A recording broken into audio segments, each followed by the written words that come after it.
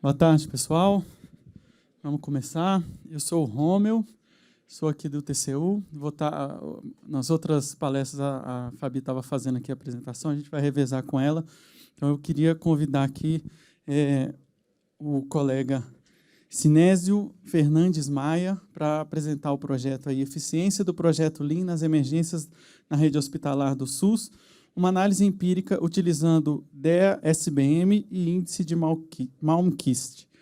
O Sinésio é professor titular com pós-doutorado em Economia na Universidade Federal do Rio Grande do Sul, com doutorado em Economia pela Universidade Federal de Pernambuco, mestrado em Economia Aplicada pela Universidade Federal de Viçosa, Minas Gerais, e graduado em Economia pela Universidade Federal de Maringá.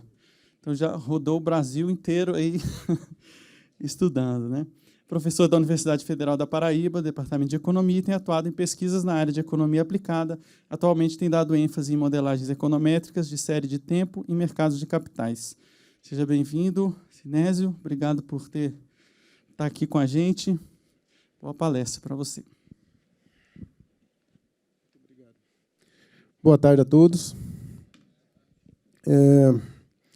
Eu vou deixar isso aqui pronto. Veja, quem deveria estar aqui, Márcio Fernando Sueto da Silva. Ele é o auditor fiscal, certo? Ele é o auditor que deveria, e ele foi chamado para participar de uma missão na ONU, então ele não pôde estar presente. Eu sou o professor orientador dele. Essa é uma atividade resultado da dissertação de mestrado dele em Economia do Setor Público. Então, eu fui, de certa forma, privilegiado em conquistar o Márcio para fazer um trabalho dessa envergadura. Vocês vão perceber qual foi a dimensão desse trabalho. Então, eu estou aqui representando a Universidade Federal da Paraíba, né, e, logicamente, gostaria de agradecer ao tribunal pela oportunidade, né, de ter substituído assim imediatamente, porque o Márcio foi chamado em cima da hora para essa missão. Então, boa tarde a todos mais uma vez e fico feliz aqui de estar diante de auditores, pesquisadores, né, profissionais na área. Bom, vamos lá. Minha área é de econometria. Eu sou professor de econometria na Universidade Federal. Então, a gente tem um tratamento com base de dados, né? Então, a gente faz uma aplicação. Então, meu trabalho é um trabalho mais técnico, né? E menos, digamos assim, filosófico na área da economia, né? Então, sou mais da economia positiva do que da economia normativa. Mas aqui nós juntamos aqui alguns conhecimentos interessantes. Esse projeto Lean, né, foi, na realidade, até uma novidade para mim. Entretanto, novidade no meio da saúde, mas aqui para a gente da área de economia é, na realidade, uma extensão daquilo que a gente já vê em outras atividades, em outros setores, né, como, por exemplo, o setor automotivo. Essa linha é uma inspiração de projeto da Toyota. Então, tem várias coisas de eficácia, eficiência técnica, que nós vamos ver aqui daqui a pouco. Eu tenho um projeto.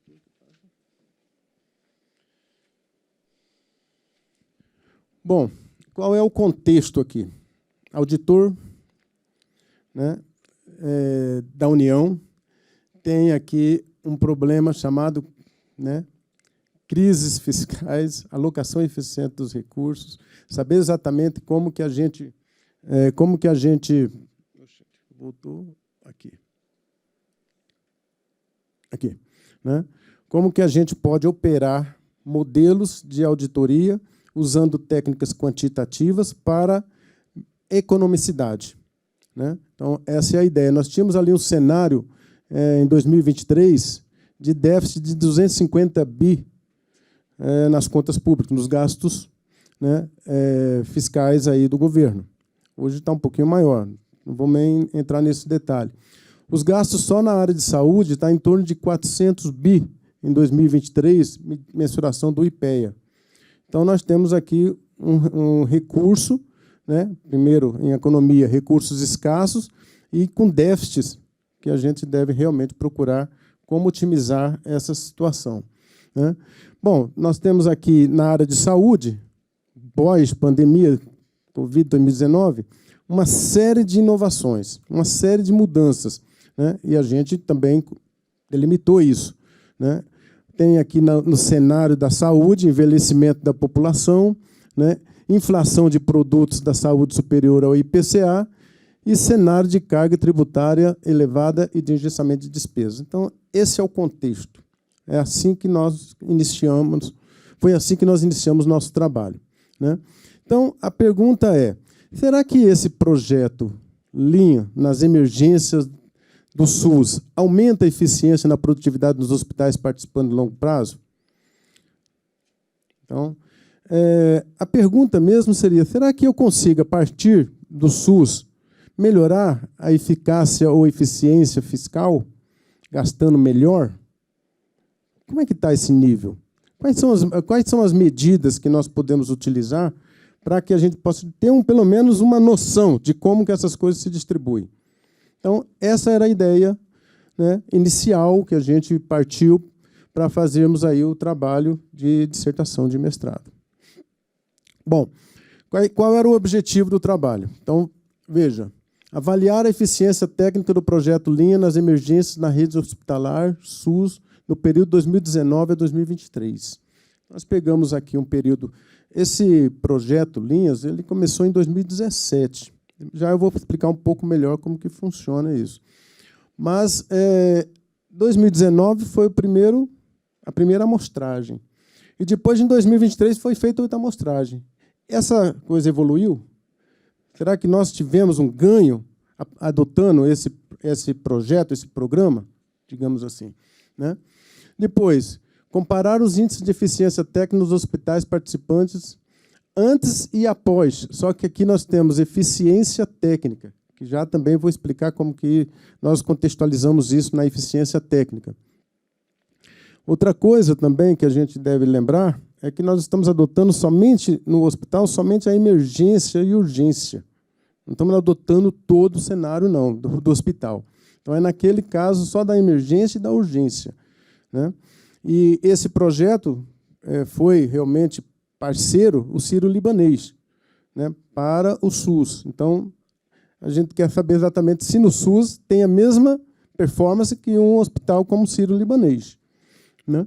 Analisar o desempenho da produtividade dos hospitais sob a perspectiva do Frontier Shift ou Catch-up, os efeitos de inovação tecnológica e os efeitos de eficiência, de produtividade, né? Então, como que isso pode aparecer dentro dessa ferramenta que o Márcio sugeriu e a gente apostou que ia dar certo e deu certo. Avaliar eventuais leaks ou desperdícios existentes nos recursos utilizados pelos hospitais, por meio de inputs, e possíveis oportunidades de melhorias por meio de outputs. Então, o modelo já vai casar essas coisas. Fator de produção e resultado. Então, como que a gente conecta isso? Bom, essa introdução a gente fez mais para poder motivar, né? O que é que a gente poderia fazer, né? A revisão da literatura nos permite dizer alguém está trabalhando com isso também, né? E aqui vários trabalhos desses são trabalhos, por exemplo, esse primeiro é do Banco Mundial. E aqui são técnicos que estão trabalhando em ONU e em organismos públicos que fazem essa mensuração. Então, nós fizemos um levantamento aí de trabalhos de quem estava, por exemplo, trabalhando com os métodos, né? Começamos primeiro fazendo aí uma abordagem inicial de contexto de que vem a ser o SUS, depois o projeto Linhas nas emergências, 2 trabalhos foram elencados para fazer parte da revisão, gestão de eficiência hospitalar, também um assunto que foi trabalhado, mas no final vocês vão perceber que é exatamente o ponto que a gente poderia trabalhar mais, né? Seria engajamento, aquelas questões de gestão, de hospital, essas coisas. A gente tem no trabalho, o trabalho, pessoal, está bem completinho, né? Está à disposição de vocês. A apresentação, às vezes, não fica do jeito que a gente gostaria, pela limitação, e alguns assuntos a gente poderia intensificar, outros a gente poderia amenizar. Então, a gente só percebe isso também depois que a gente começa a se preparar para poder fazer realmente um bom diálogo com vocês. O método DEA, né, é um método de otimização, né, programação linear, que a gente utiliza. Esse método não foi da cabeça de Márcio, veio de uma revisão da literatura, em que vários organismos trabalham com ele, né, e a gente tem um histórico desse método para a gente trabalhar. Foi feita uma revisão boa, né? Os modelos, extrapolando o DEA tradicional, vieram os DEAs aí com inovações. Já vou explicar direitinho na metodologia como que ele vai funcionar. Então, nós nos inspiramos aqui no trabalho de 2001, e esse índice de Malmquist, né, também foi uma inovação para esse projeto, né, até porque a gente nem estava esperando colocar esse item na nossa pesquisa.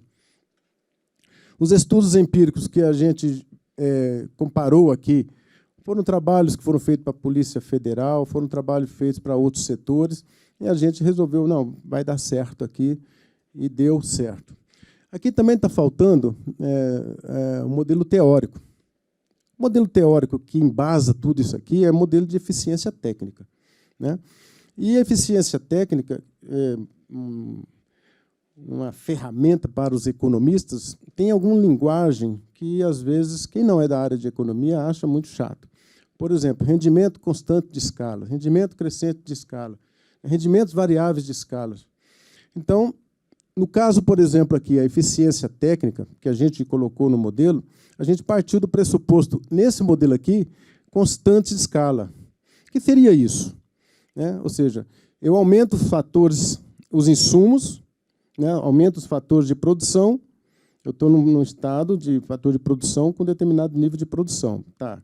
Agora, eu dobro aqui os fatores, se eu dobrar também a produção, rendimento constante de escala. Né? Agora, se eu dobrar os insumos e a produção mais que aumentar, rendimentos crescentes de escala. Só que nós não usamos isso. Nós usamos o rendimento variável de escala. Né? Por quê? Porque nós fizemos uma ponderação aqui naqueles fatores que estavam entrando como insumo, o que seria melhor? A tecnologia, a inovação tecnológica ou o processo operacional? Então, rendimentos variáveis de escala. Por isso que nós juntamos esses dois modelos aqui. Né? Então, não é só aquela parte inicial de rendimentos constantes, aquela parte de quem fez economia aqui sabe o que a gente está falando. Quem não fez economia, funciona mais ou menos assim. Eu tenho uma lanchonete, tenho uma produção, tenho 6 funcionários, está tudo legal, mas se eu colocar 7 funcionários, melhora, se eu colocar 8 funcionários, melhora, mas se eu colocar 9 funcionários, cai a produção. Então, eu tenho que achar o ponto ótimo de número de funcionários para melhorar a produção numa lanchonete. Então, essa é a ideia. Né? Como é que eu entro com os insumos no setor de saúde e melhoro aquilo que eu vou chamar de produção? Daqui a pouco nós vamos falar o que é essa produção.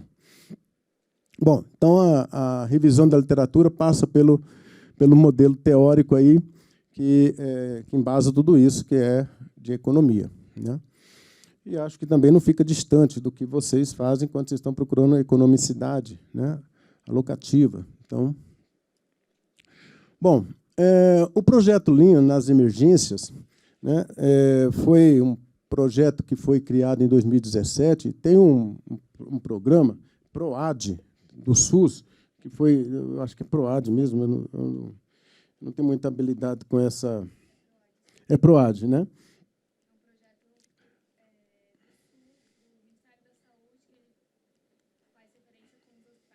Exatamente. Né? O PROAD foi que deu o pontapé inicial nisso e fez essa parceria com o Sírio-Libanês e começou a aplicar em vários hospitais públicos. Né?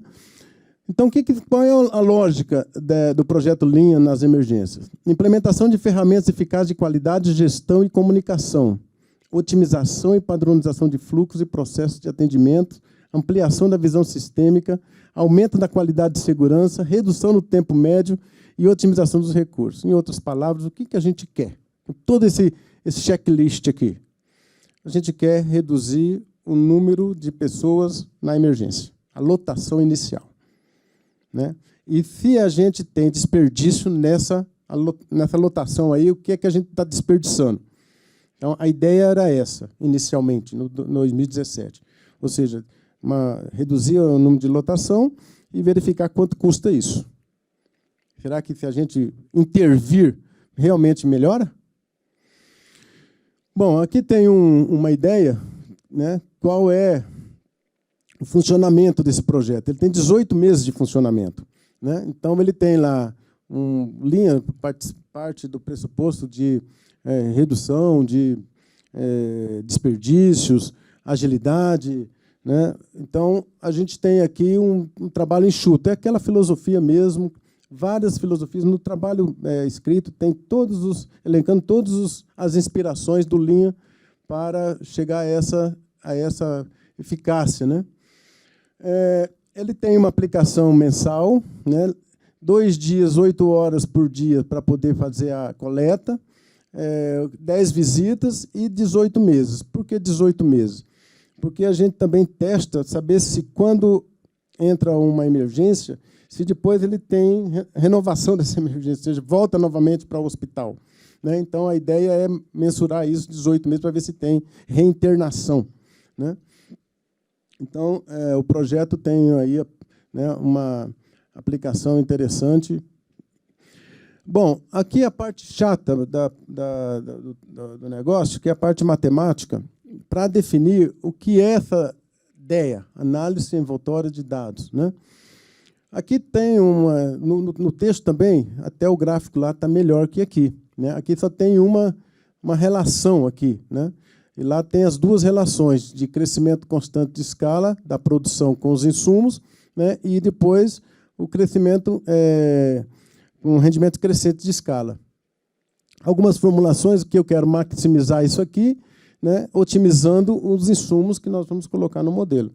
E a ideia é encontrar uma mensuração que esse W aqui chegue na fronteira da eficiência, né? Então, esse modelo de DEA, ele está procurando somente um dos fatores da nossa preocupação, que é a eficiência técnica, né? Então, aqui a gente está preocupado onde que nós estamos e para onde nós estamos indo, né? Qual o número ótimo aqui e para onde nós estamos indo. E aqui já é para medir exatamente como que esses desperdícios que poderiam estar, né? E eu acho que eu posso... Eu aceitei orientar esse trabalho porque eu tinha acabado de fazer uma consultoria no Hospital Universitário da Universidade Federal da Paraíba. E eles estavam procurando lá viabilidade econômica e sustentabilidade do hospital. O hospital tem transferência de recursos do município, do Estado e da federação, né? E aí ele recebe o recurso e muitos dos problemas que acontecem no hospital vai ser apontado aqui, que é o desperdício de serviços, de horas, de custos, né? Então, aqui a gente tem uma medida, né, que por esse DEA-SBM, esses leques aqui significa exatamente esse ato, né, essa folga que é dado aqui. O ideal é aqui ficar 1 e aqui embaixo 1 mais esse desperdício, se ele tiver, né, quanto é que eu fico dependendo para chegar na minha eficiência técnica. Então, aqui seria exatamente uma forma de medir esse desperdício.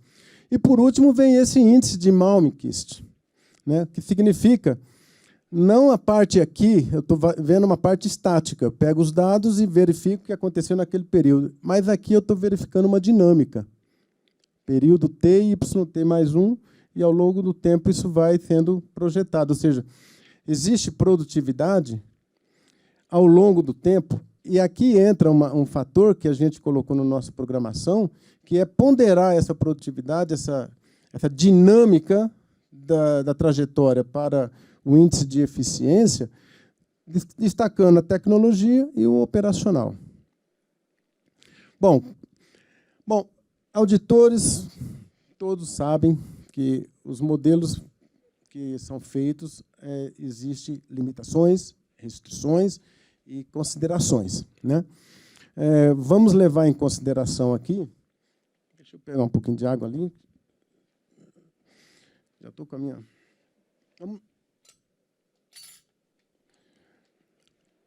Vamos levar em consideração que o aluno tem 2 anos para fazer a defesa da dissertação. Esse não é um trabalho relatório de auditoria. Se fosse um relatório de auditoria, a gente teria mais tempo. Teria mais... Como ele só tinha 1 ano de crédito e mais 1 ano de produção, então a escolha dos insumos e do produto poderia ser muito maior. Mas a escolha foi boa, porque ele baseou em trabalhos que já tinham sido feitos em outros ambientes. Então, veja, os insumos: número total de leitos, número total de horas hospitalares médicas e número total de horas hospitalares de enfermeiros. Né? Leitos, horas médicas, horas de enfermaria. Né? Esses dados foram coletados aí. Olha, os estudos correlatos a elencar essas variáveis são todos esses aqui. Então, nós não estamos longe, não. Mas se a gente fosse fazer uma auditoria mais detalhada, com certeza a gente ampliaria isso aqui. Agora, a gente teve uma limitação também dos dados. Né? Os dados não foram tão bons para a gente, apesar de estarmos colocando dados do DataSUS. Né? O produto, nós pegamos aqui o valor recebido de faturamento e uma proxy de qualidade. Já eu vou falar essa proxy de qualidade, quais são as variáveis. Né? Então, nós colocamos 2 fatores aqui de produto e aqui 3 fatores de insumos. Não tínhamos essa coqueluche da inteligência artificial ainda. 2023, então a gente poderia até ter... Aliás, é um espaço aqui para continuar esse estudo, né, para a gente colocar mais dados, mais abordagens, para que a gente possa chegar a um número melhor. Né, hoje, pela manhã, o Silvio Meira falou com muita categoria. Né? A gente tem dados demais, mas se a gente não transformar os dados em negócio, não adianta, porque você vai ficar só brincando com os dados. Então, a gente tem que transferir para que serve, para que eu posso utilizar esses dados. Né? Então... E outra coisa que foi dito também na abertura, pelo peruano, que eu não me lembro o nome dele, é que, muitas vezes, esses relatórios que são feitos têm 500 páginas, e a gente não tem tempo de ler todos. Né? Então, a gente tem que sintetizar também, em alguns casos, para que a gente possa ter agilidade, que é uma das propostas do Lean, ter agilidade na resposta. Bom, esses foram os insumos coletados, e esses aqui o número de hospitais que estão... número de hospitais participando do projeto Linhas da Emergência, entre os anos 2019 e 2023. Nós descartamos 23, a gente tem vários motivos para descartar os 23, ficamos com uma amostra de 208, de 231 hospitais elencados lá pela base de dados. Então, 208 hospitais espalhados pelo Brasil todo, né, e esses insumos e produtos que nós colocamos ali como sendo a nossa alternativa, a nossa proposta. A base de dados veio assim. Né? Uma base de dados, vocês devem conhecer muito bem como é que é essa base de dados. Inclusive, pelo Tribunal de Contas, ficou mais fácil, porque eu acho que ele tinha acesso à base de dados. Foi uma base de dados gigante. Para tratar essa base de dados, nós levamos pelo menos 2 meses. Né? Uma coisa complicada, gigantesca essa base de dados. Aqui tem os hospitais, né? Número de leitos, número de horas de enfermagem, número de horas de médicos, o valor de faturamento, a taxa de sobrevivência é uma das proxies de qualidade. Taxa de sobrevivência. Poderíamos ter colocado mais variáveis, né? E ficaria muito melhor se a gente tivesse colocado mais variáveis. Então, aqui só abrimos um leque aqui de uma proposta para poder ser ampliado esse trabalho. Né? Então, os dados vieram de uma base de dados gigantesca, passamos tempo para fazer isso. Né? E os resultados das estimações. Foi utilizado um software, o R, né, para poder tratar essa base de dados, para estimar, para fazer, né, pacotes fechados, onde a gente tem aqui os valores, né, dos slacks, os valores da eficiência para o modelo DEA e os valores do índice de Malmquist, né? Então, aqui tem vários também, que a gente vai também falar um pouquinho mais. Então, saiu um número gigante de informação para a gente poder condensar isso em uma coisa mais apresentável, né? Então, aqui tem os resultados. Os resultados aqui em média, né? Resultado do DEA e resultado do índice de Malmquist, né? 2019, né, eficiência, né? A função de eficiência passou de 0,24 para 0,37. O slacks, ou seja, as folgas, o desperdício, né? Em número de leitos, horas médicas, horas de enfermagem, aqui taxa de sobrevivência e o valor do faturamento. Então, de 0,24 para 0,37 é o resultado do DEA, né? E aqui embaixo o resultado do índice de Malmquist, né? Então, 0,98, o ideal é que fosse 1, né? E aqui tem, na realidade, houve uma perda aqui do índice do Malmquist, né? E aqui teve um aumento na função técnica. Malmquist técnico e eficiência. Aqui, aliás, desculpa, tecnologia e eficiência. Então, aqui teve uma redução e aqui teve um aumento em tecnologia nos hospitais, em média, né? Aqui nós fizemos algumas janelas, alguns experimentos para saber exatamente para aquele grupo de hospitais elencados em determinada situação. A gente colocou aqui alguns só para poder mensurar. A gente se concentrou aqui nesses 3 e nesses 2 aqui, né? O índice deveria ser próximo de 1. Se ele sendo maior que 1, foram adotadas novas tecnologias, né? Então, a inovação ou melhoria de processos melhoraram a fronteira eficiente aqui.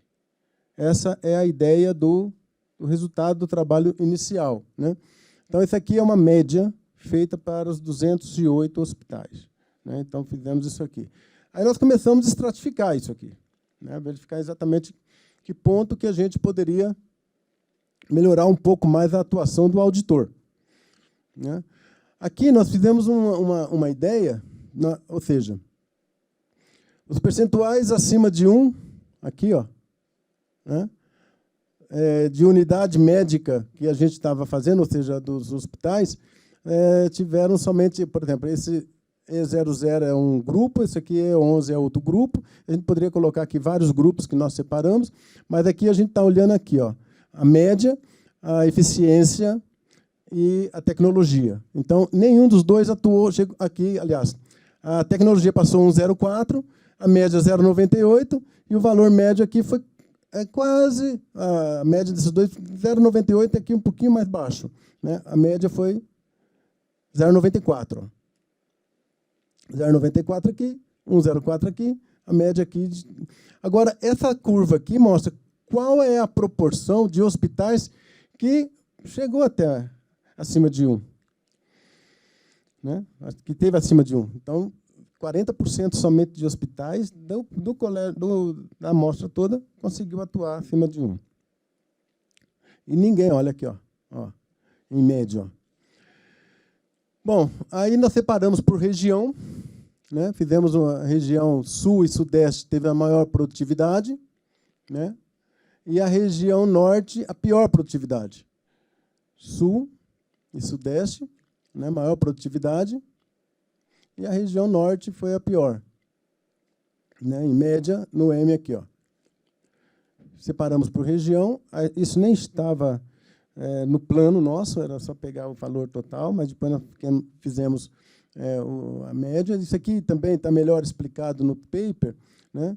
Ou seja, hospital de menor porte com maiores scores de eficiência técnica, hospital de maior porte com maior índice de... Então, você tem aqui que hospital com 101 a 200 leitos, né, teve esse nível aqui.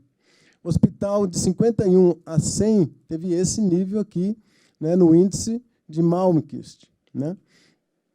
Acima de 300, nós tivemos esse nível aqui, né? Então, nesse caso aqui, a gente tem uma produtividade, uma evolução maior para essa turma aqui.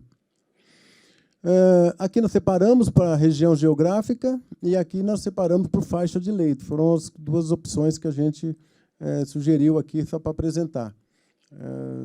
Novamente, o trabalho tem essas informações com mais clareza.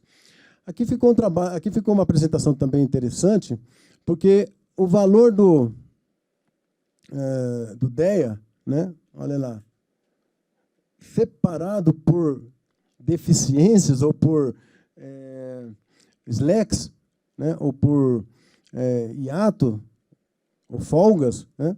Então, aqui nós temos a eficiência técnica, né, a fronteira eficiente, e aqui, cada um desses daqui representa aonde a folga ou o desperdício está maior, né? Se é nas horas, se é na enfermagem, horas de médico, horas de enfermagem, ou se é no faturamento. Então, a gente separou aqui por fatia para saber exatamente qual é a proporção, né, desses slacks aqui. Ó. Também é outra ideia que a gente teve depois que o trabalho estava finalizando. Essa informação aqui é o desvio padrão em torno do índice que a gente estava calculando, né, mas isso aqui é mais secundário. E aqui também separado por faixa de leitos, né, os slacks, né, separado por hospitais de menor porte com os hospitais de maior porte.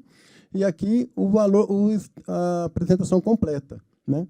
Média da eficiência agora por estado. Ó, né? Fizemos por estado, separando aqui cada pontinho desse aqui, ó, média de desperdício, desperdício no valor, média de desperdício na enfermagem. Então, aonde que a gente está fazendo aqui? Qual é a participação de cada ponto desse no Malmquist para o valor total aí do indicador. Bom, as considerações finais, né, também elencamos aqui um bocado de situação, onde a gente pode até sintetizar. Eu até retirei aqui algumas observações para a gente discutir um pouquinho mais. Né. Primeiro caso que eu destaco aqui, que não está no trabalho, mas que vale a pena, é o resultado da estatística descritiva. Não foi colocado ali, está no trabalho escrito, mas não foi colocado na apresentação, né? Onde você tem um aumento bem expressivo, né, de faturamento e um aumento bem pequeno de número de leitos. Entre 2019 e 2023, o faturamento subiu bastante. Bom, o que o hospital fatura melhorou muito, mas o número de leitos subiu muito pouco. Aí a pergunta é, o que o Lenha contribuiu para isso? Né? Então, essa é uma questão que a gente tirou também da estatística descritiva. Só que a estatística descritiva ela é uma espécie de primeira observação que a gente faz. O resultado final mesmo dos indicadores é que melhora a análise dos dados. Né? Porque aí você consegue identificar se houve um aproveitamento do Lenha pelos dois modelos, ou o modelo de DEA ou o modelo de Malmquist, né? Bom, aí teve outra questão também que a gente coloca aqui como fechamento, que não foi colocado também no trabalho, é a questão que a base de dados que a gente coletou não permite que a gente observe se a gestão daquele hospital tem ou não qualidade. Então, é uma base de dados qualitativa. Então, a gente deveria ter essa informação. Porque a impressão que dá é que a região que não teve melhor, de 2019 para 2023, teve problema, teve algum gargalo ali na gestão.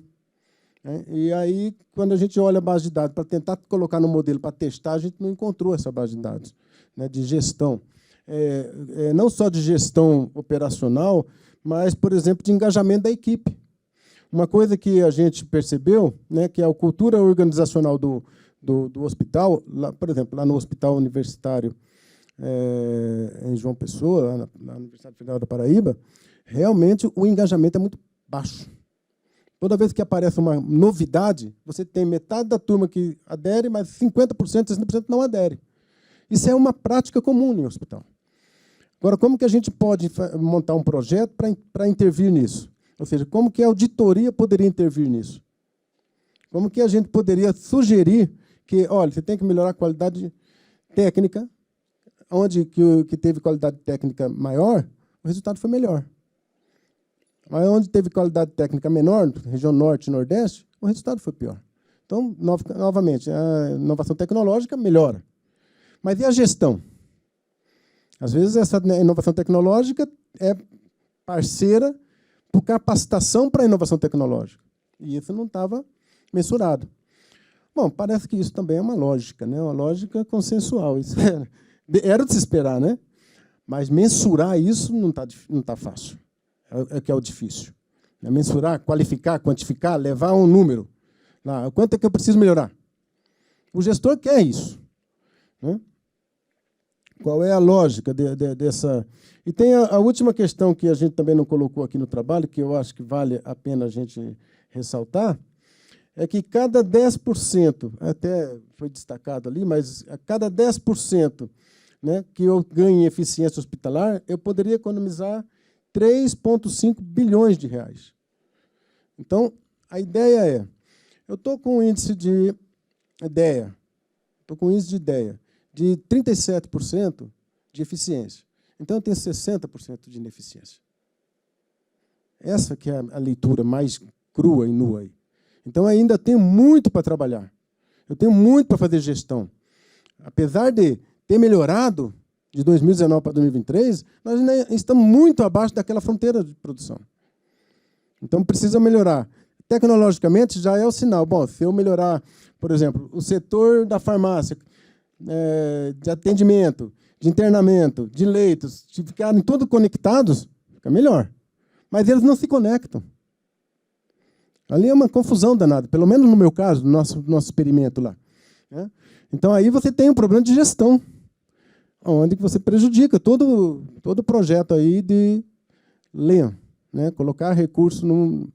Agora, que melhorou em algumas regiões, em algumas unidades médicas, isso a gente comprova. Mas quanto que a gente precisa melhorar mais? Então, essa é a lógica aí do trabalho do Márcio Sueto, que eu digo novamente. Ele é o auditor, ele está trabalhando nessa área, ele poderia dialogar muito mais com vocês do que o professor de economia, que o orientou, né, porque a gente tem o conhecimento técnico, tem o conhecimento de modelagem, mas na hora que ele vai falar sobre o que vocês realmente têm de dificuldade na hora de implementar uma auditoria, era o momento que ele poderia contribuir muito mais. Entretanto, o trabalho está à disposição e ele está voltando daqui a pouco e, com certeza, vocês vão ter verdadeiramente um momento para conversar com ele. Fico também à disposição de vocês para discutir. Eu queria realmente aqui fazer um agradecimento aqui a todo o processo aqui que nos permitiu falar um pouquinho mais sobre esse projeto, né? Sobre essa. Então, veja que a gente elencou várias coisas, acho que a apresentação está à disposição de vocês, né? E a gente elencou vários pontos aí para vocês poderem depois pensar um pouquinho sobre esse projeto. Sugestão, limitação. Insumos e o produto. A gente tem que ampliar isso. Essa foi a limitação maior. Quanto maior o número de insumos que a gente colocar nesse modelo, melhor. Mas só com esse número de insumos que nós colocamos, a gente percebeu que a eficiência está longe. A gente precisa ainda trabalhar muito a eficiência técnica, né? Então, só com esse número de insumos. Mas se a gente ampliar um pouquinho mais, talvez a gente consiga um nível de tecnologia, de auditagem melhor, né? Então, essa que é o nosso recado aqui para esse trabalho. Fica à disposição.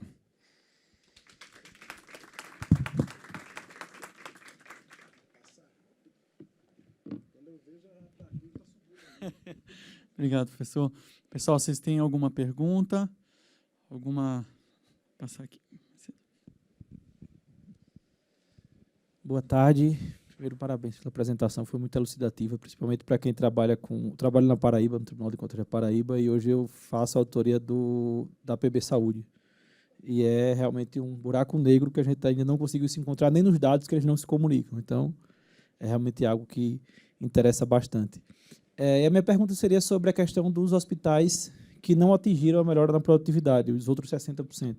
Houve alguma investigação sobre causas prováveis nesse sentido, algo nesse sentido? Olha, a causa provável aqui foi gestão. A causa provável que nós identificamos, mas nós não aprofundamos. Nós deveríamos mergulhar mais. Como eu disse, esse trabalho, o que nos limitou também, não foi só o número de variáveis, o número de variáveis é uma consequência da limitação, é o tempo que a gente tinha para entregar.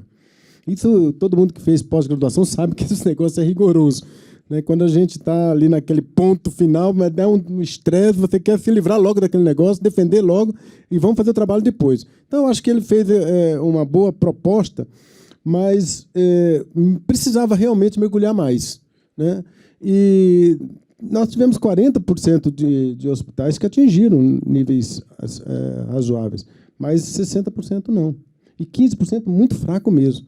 Então, a primeira coisa que foi identificado foi o nível tecnológico. Se não tiver associado com capacitação do nível tecnológico, não adianta. Então, por exemplo, você mandou muito recurso para a região norte, né? Então, você chega lá, se não tiver também o recurso para capacitar, para usar aquela tecnologia, não adiantou nada. Então, esse também foi um detalhe que o Márcio, no final, até na defesa de tese dele, do trabalho dele, ele sugeriu, falou, a gente precisa agora verificar que, se a gente estratifica regionalmente, a gente não pode tratar região sul igual a região norte, porque a forma de gestão é bem diferente, a cultura é diferente, a cultura organizacional é diferente, o engajamento é diferente. Então, esse tipo de situação realmente ficou... Mas não foi mensurado, a gente precisa realmente qualificar melhor. Se você é da Paraíba, você sabe que o hospital universitário lá, eu passei um tempo lá dentro, eu fiquei surpreso, né? Porque eles estão caminhando para essa tecnologia, só que tem muita coisa errada. Tipo, médico que não gosta de trabalhar no setor público, mas ele vai lá, dá um plantão e vai-se embora, e a hora dele, ele às vezes atende 2, 3 pessoas. Produtos que às vezes não precisava ser gasto, aí gasta demais. Então, tem uma série de situações que realmente aparecem aqui. Mas daí precisa realmente aprofundar, mergulhar mais. O problema maior lá na PB Saúde é que a gente enfrentou uma regressão muito brusca em relação à qualidade do dado em si, em relação até às próprias OS que trabalhavam lá na época da Operação Calvário. Então, assim, foi uma regressão gigantesca. Então, hoje, a gente não está conseguindo nem extrair dados básicos como dados de pagamento. Se você vai olhar o balanço financeiro, é uma informação, se você vai olhar as notas fiscais emitidas, é outra, e se você vai olhar o portal de transparência, é outra. Então, você não consegue. E aí, quando você vai analisar o próprio nível de gasto da PB Saúde, ela é contratualizada, então ela deveria se limitar aos contratos. Em um dos hospitais, ela gastou 140 milhões a mais, quando o contrato era 200 milhões anual. Então, assim, você tem um nível de um buraco negro, que a gente chama assim, gigantesco, que você não consegue nem medir os dados básicos para entender o que seria ali uma eficiência ou não, né? Então, isso é muito complicado. Concordo mesmo, é isso mesmo. Eu queria saber se todos os hospitais eles eram aderentes ao programa Lean. Se teria como avaliar também hospitais não aderentes para efeito de comparação. Não, a ideia foi só pegar emergência e urgência. O hospital como um todo, não. Não, mas eu digo hospitais na seção de urgência e emergência, mas que não fossem aderentes a esse programa Lean. Não. Para ver se, de fato, essa tecnologia Lean que está causando esse ganho de eficiência ou não, para ter essa comparabilidade, né? É verdade. Nós não fizemos eles sem... Não, nós pegamos somente aqueles hospitais que aderiram, se melhorou a produtividade, se melhorou a eficiência, mas nós deixamos os outros de fora. Isso não foi feito.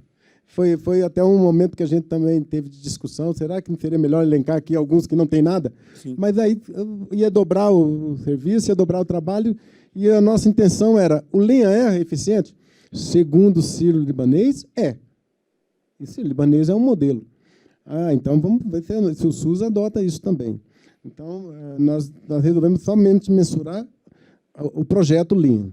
Uma outra dúvida que eu fiquei, o senhor comentou agora que pode ter, por exemplo, um médico que gasta mais material do que deveria. Isso aí ia entrar no faturamento, no final das contas, que é o seu output. Então, de repente, um hospital que é mais gastão, de repente, o output dele traria ele como eficiente, né? É verdade, é verdade. Poderia estar compensando ali, né? Agora, a medida de horas aqui também não foi qualificada, ela foi quantificada somente. A qualificação da medida de horas e custo viu que não tem um custo de farmácia, custo de leito, só tem mesmo o número de leito, mas não tem aquele custo, porque tinha informação demais.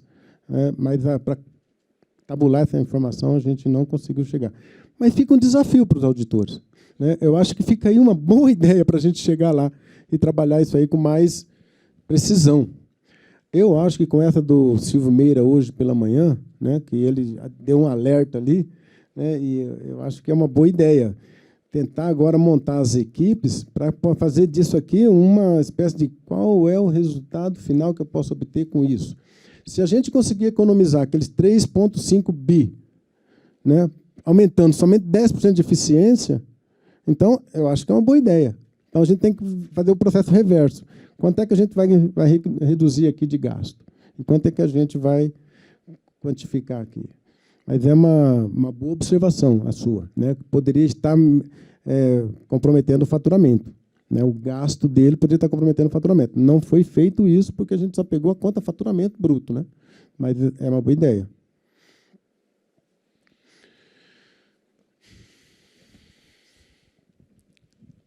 Olá, professor. Primeiro, parabéns pelo trabalho. Tinha duas perguntas. Uma, o colega até já fez, que era a questão de ter se vocês pensaram nessa questão de fazer essa mesma análise com o contrafactual, né, para poder comparar, para ver se eventualmente possa existir algum outro fator que não seja o próprio projeto Lean, né, de ter aumentado a eficiência, né, eventualmente todas as unidades podem ter tido o mesmo efeito tecnológico por algum outro fator, né? Mas, bom, o senhor já respondeu sobre isso. E a outra dúvida é se você falou muito sobre o artigo, né, que foi feito, né? Esse artigo ele foi publicado, a gente consegue ter acesso? Não, se quiser, eu posso encaminhar para vocês. Se for só, eu posso encaminhar. Está tudo aí no computador. Tá. Eu não sei se realmente vai ter a publicação do artigo, né? Eu não sei. Agora, o artigo realmente ficou mais completo, né? Até eu acho que redundante para quem trabalha com economia, acho que ficou muita explicação sem necessidade, mas tem muita explicação, ficou até um pouco, assim, às vezes você fica pensando, lendo assim, você fala, precisava te explicar isso aqui de novo, mas tem bastante esforço para poder deixar bem claro cada passo que foi feito, né? Tá, o artigo está completinho, se quiser eu já posso disponibilizar aí. Tá bom, perfeito. Eu fiquei curioso com a questão metodológica para ver os detalhes melhores. E fica à disposição também, porque isso aí provavelmente esse trabalho vai continuar com outras orientações, né? Então, acho que a gente tem muita coisa para trabalhar ali ainda. Perfeito. Obrigado, professor. Bom, pessoal, já deu o nosso horário aqui. Obrigado pela presença, obrigado, professor, pela apresentação, pelas perguntas. E é isso aí. Vamos em frente. Obrigado, viu, pessoal? Vamos lá, pessoal. Agora a gente vai ver a última apresentação do dia. Estão aqui o Marcelo Ribeiro e o Lauro, que são aqui do TCU. Eles vão dar mais detalhes da apresentação. Essa apresentação CPSI, que é Contratação Pública de Soluções Inovadoras e Inovação na Fiscalização de Obras pelo TCU. Obrigado, Romeu. Bom, boa tarde, colegas. Tudo bem? É uma alegria estar aqui hoje, falar do nosso trabalho que a gente fez do CPSI, um trabalho que a gente se dedicou a ele nos últimos 10 meses. Ele foi terminado agora, a gente já tem a escolha de qual é a startup que vai ser convidada a prestar serviço para a gente, qual a rota tecnológica que a gente escolheu. É a primeira vez que a gente vai poder falar para algum público qual é a escolha, a gente não tinha isso até então. Nas outras vezes que a gente falou sobre esse trabalho, a gente não tinha como informar quem a gente escolheria. É uma satisfação dupla para mim estar aqui, eu, Marcelo Ribeiro, Lauro, meu colega de trabalho e amigo, trabalhamos juntos, somos os dois engenheiros civis. Há 11 anos atrás, estávamos nós dois aqui nesse lugar, só que esse prédio não existia. Aqui só tinha mato, nós dois fomos os dois servidores do TCU e os únicos dois que assinam a primeira medição da obra da construção desse prédio aqui. E 11 anos depois, a gente se reencontra aqui agora, no ambiente aqui do prédio do TCU. Nós vamos abordar, a gente tem 40 minutos. Você está contando o tempo? A gente tem 40 minutos para fazer a nossa exposição. Em 40 minutos, o que a gente vai conseguir é um overview do que foi todo esse processo, Foram 10 meses de trabalho, de segunda a sexta-feira, todos os dias, com 3 startups, por vezes com reuniões de hora ou mais de hora cada uma. Então, naturalmente, em 40 minutos a gente não vai conseguir trazer tudo aqui no detalhe. Mas nós já fomos procurados por outras entidades, outros órgãos públicos para tratar da nossa experiência. Então, a gente já tem uma boa ideia do que interessa ao mundo aí fora. A gente vai focar nesses pontos que a gente já tratou nessas outras conversas que a gente teve. E no último slide vai ter o e-mail da nossa unidade. Quem tiver interesse em conversar conosco sobre essa iniciativa, qualquer aspecto dela, manda um e-mail e a gente trata a partir daí. Estamos à disposição, já conversamos com muita gente e esperamos conversar com muitas outras pessoas. Para além do CPSI propriamente dito, que a gente vai começar daqui a pouquinho a falar, esse momento que nos une aqui foi inserido num eixo temático do seminário, do evento aqui do tribunal, que trata das competências do auditor do futuro. Então, a organização do evento achou que o que a gente vai expor aqui toca nas competências do auditor do futuro. Então, para além do CPSI propriamente dito, eu vou procurar compartilhar com vocês, também baseado na experiência que a gente já teve de conversar com outros colegas. Algumas perguntas a gente já recebeu algumas vezes. Como é que é a equipe, qual o tamanho da equipe, como é que vocês escolheram os componentes da equipe, que competência que tem que ter, qual que não deve ter, e assim vai. Eu vou procurar pontuar um pouquinho isso também ao longo da nossa apresentação. Aqui, nessa tela inicial, tem 3 nomes. Tem o nome do Lauro Luiz Henrique, que esteve aqui ontem conosco apresentando um outro trabalho, e o meu. Contudo, a equipe vai além de nós 3. Nós temos colegas que nos substituíram nas nossas ausências. É um trabalho de 10 meses, é natural, teve férias nesse período, teve impedimento de qualquer tipo. Então, só registrar que o trabalho não se resume a nós 3, mas nós 3 estivemos à frente da maior parte disso, somos os titulares do TCU na condução desse trabalho.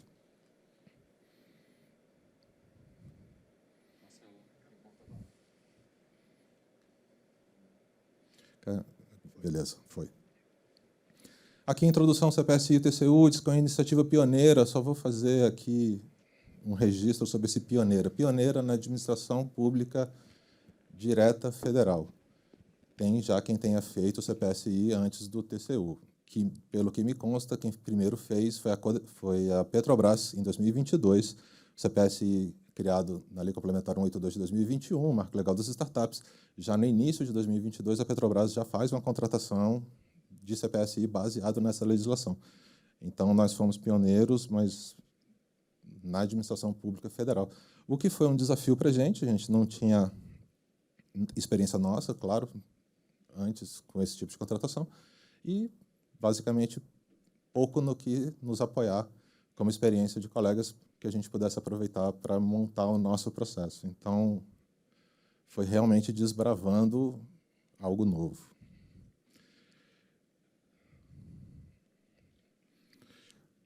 Alguém pode se perguntar se um dia a gente... Como é que se deu isso? Como é que vocês decidiram fazer o CPSI?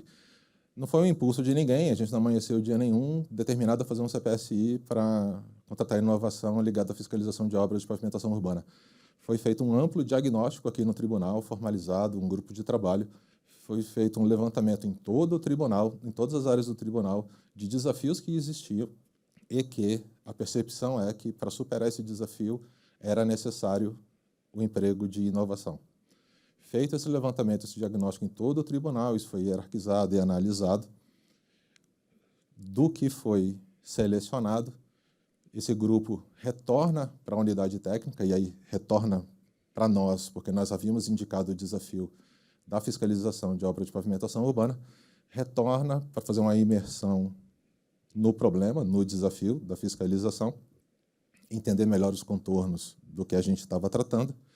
Entendido isso, entendido com mais clareza o que era o desafio, a gente faz uma prospecção do mercado para ver se existia uma solução para o nosso desafio já disponível no mercado. Não existe um manual para fazer isso. Até junho não existia manual de CPSI. Em junho, a AGU publica um manual de CPSI. ótimo, mas é um manual de 27 páginas, então não vai tão longe assim. Se serve muito para a administração pública federal, o Poder Executivo, porque tem modelos de termo de referência, modelo de contrato, modelo de edital. Para isso é ótimo. Mas a gente não tinha isso. Em junho a gente já estava terminando o nosso projeto. Ele termina de julho para agosto, então a gente fez sem referência nenhuma.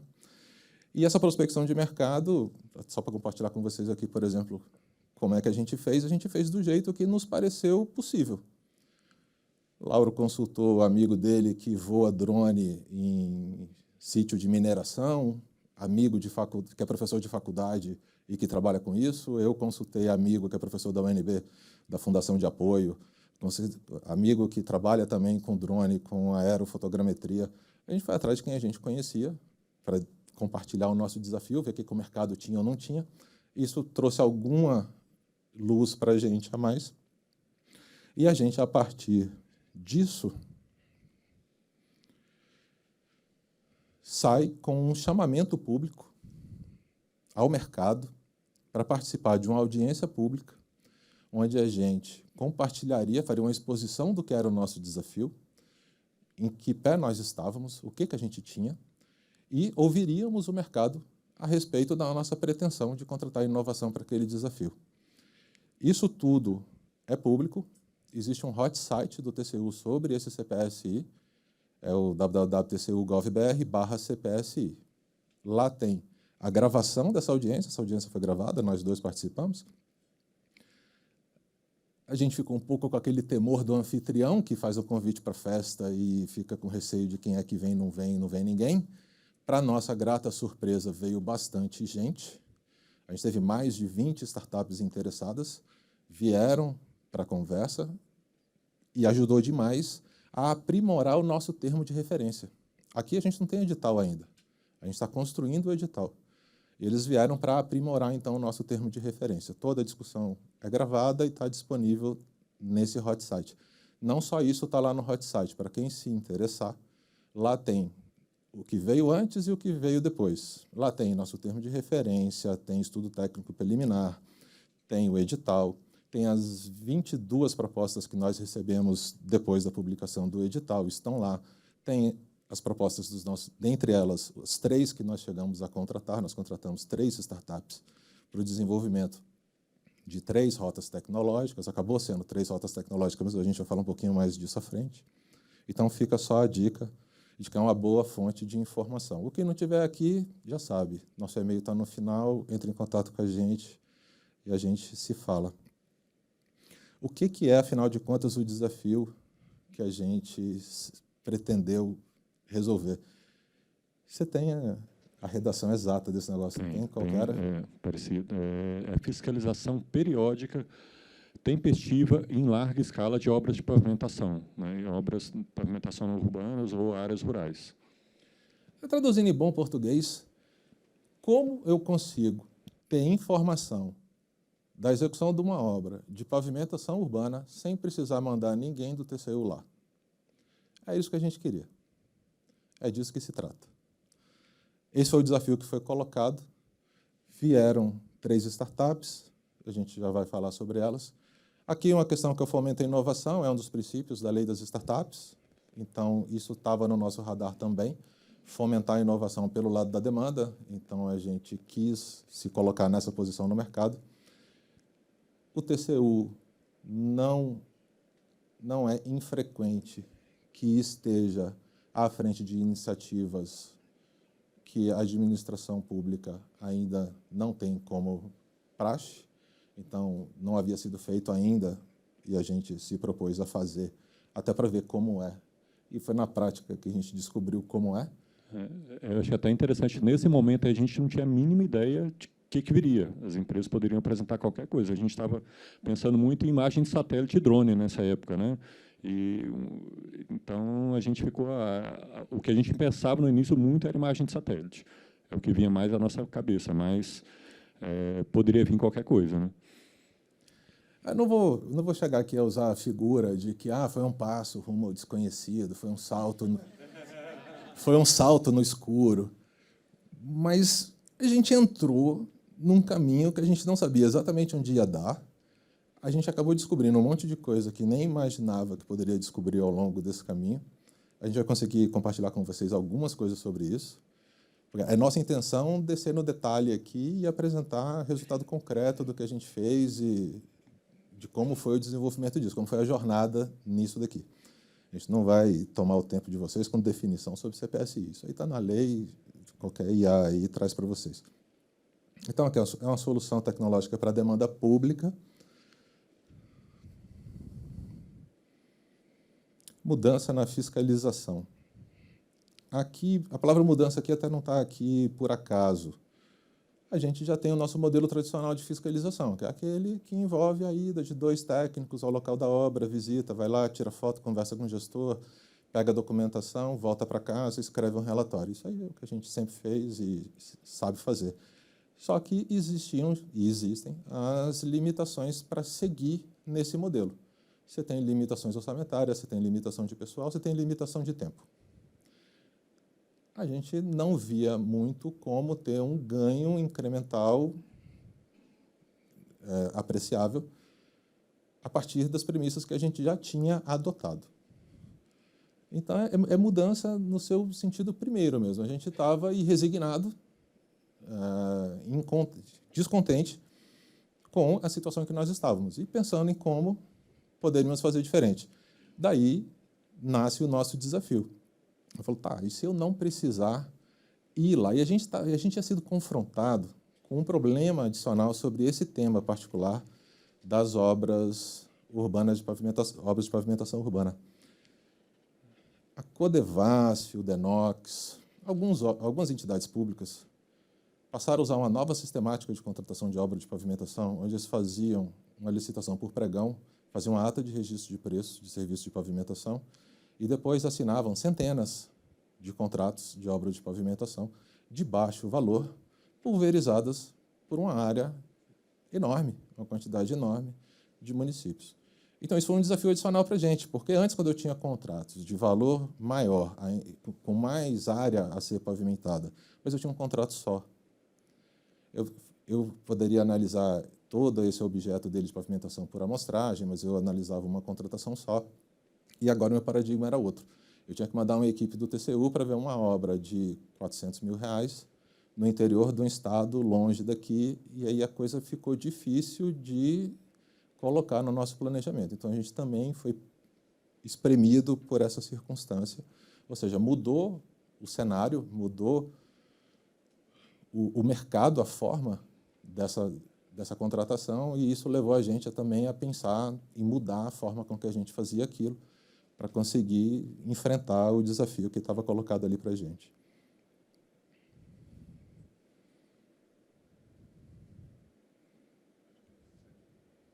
Deu. Aqui os desafios da fiscalização tradicional, eu já abordei eles aqui na fala agora: deslocamento das equipes para o local da obra, altos custos, prazos longos, cobertura limitada das obras. A gente tem um problema aqui de expectativa do controle.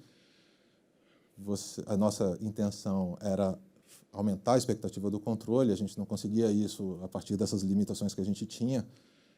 E só para vocês terem uma ideia do que a gente está falando de ordem de grandeza, a gente está falando de uma perspectiva de fiscalizar algo em torno de uma dezena de obras por ano para fiscalizar centenas de obras por ano.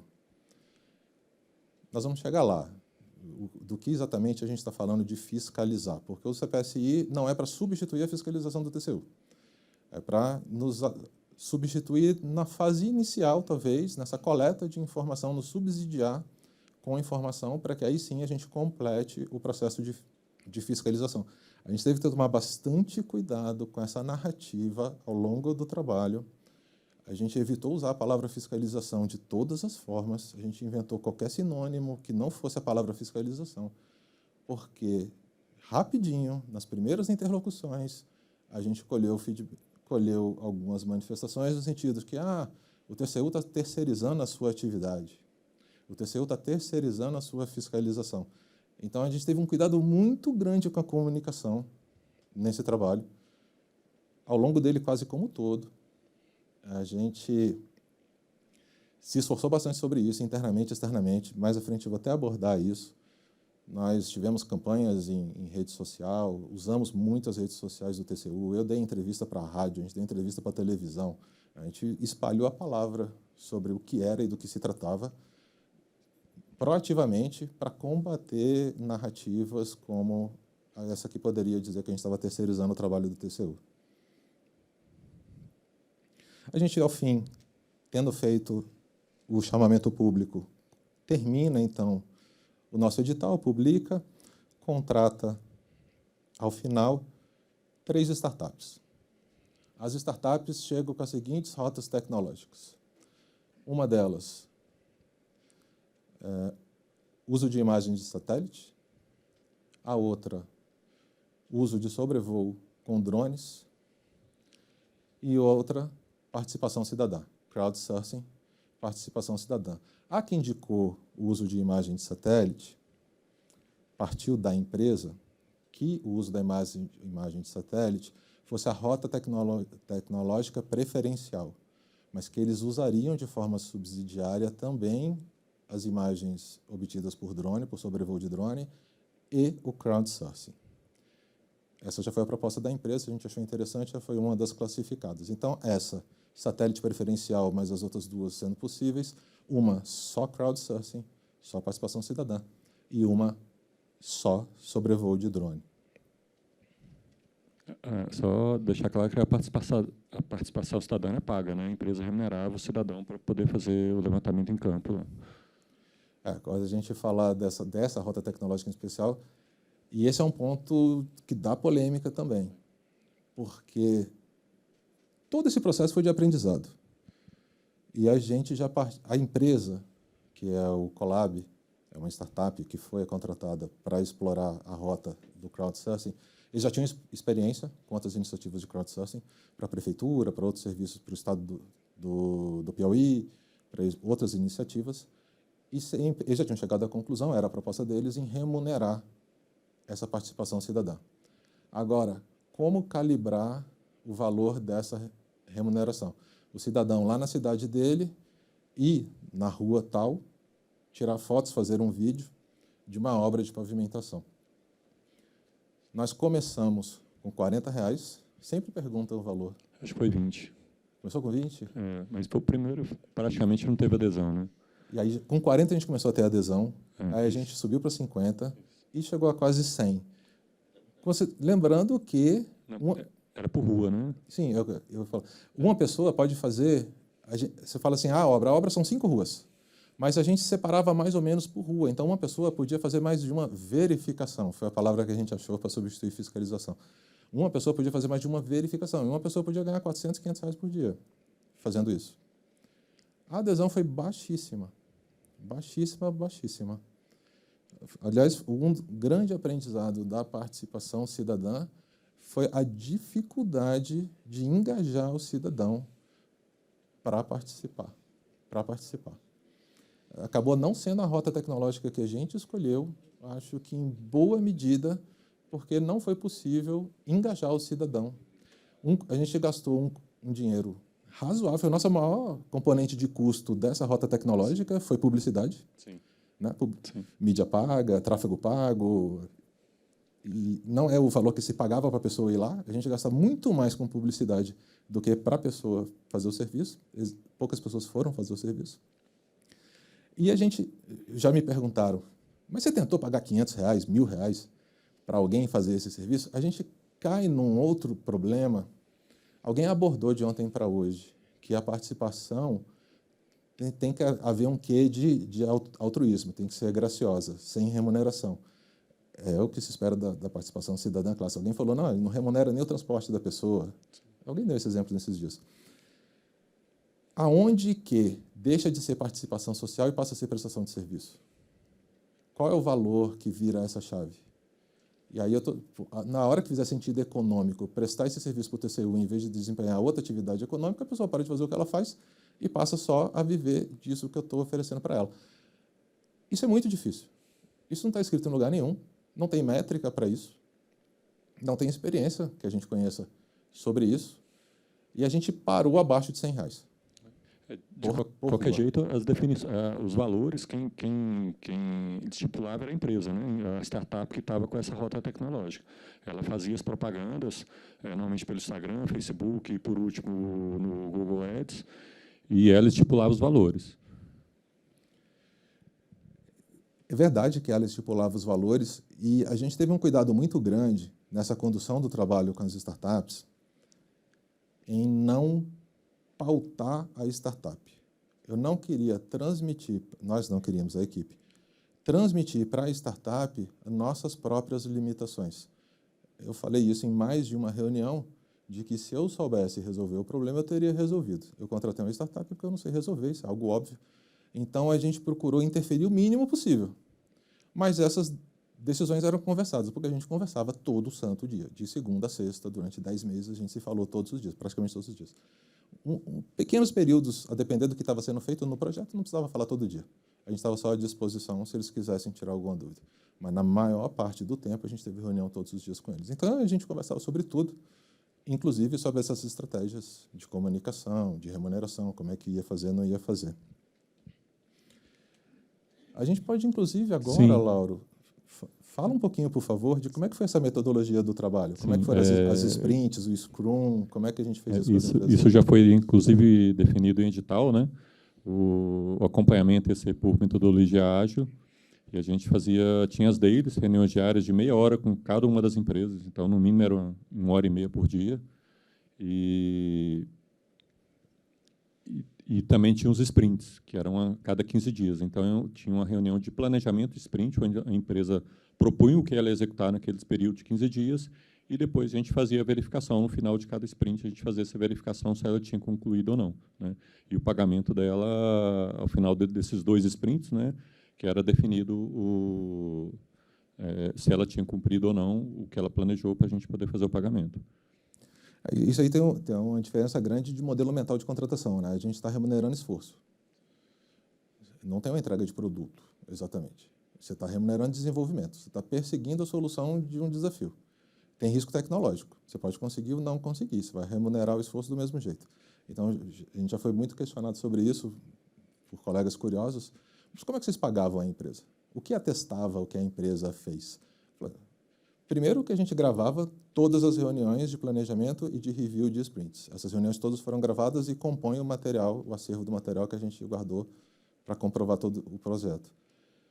E, ao final de cada mês, a empresa mandava um relatório onde ela descrevia tudo que foi feito naquele mês. E a gente tinha um acompanhamento, a gente tinha os kanbans, os cards, que ia para lá, ia para cá, em andamento, concluído, não concluído.